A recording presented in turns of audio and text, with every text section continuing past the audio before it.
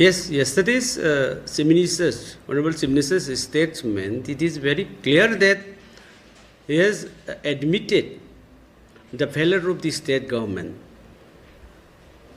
Even we can say that the failure of the double engine governments. So if he admitted, then what will be the future course of actions? So I just want to know from the chief ministers and the central government that what he is going to do.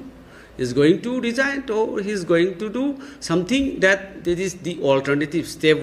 What will be the alternative steps? I just want to know.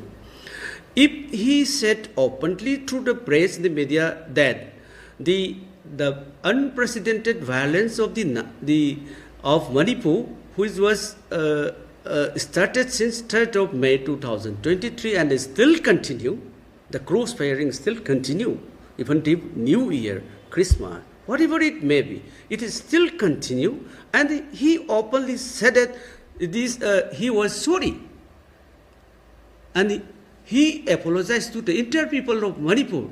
Then this is a very clear example. So it is really the people of Manipur should think over that. What will be the responsibility and accountability of the statement of the chief ministers, which has met yesterday?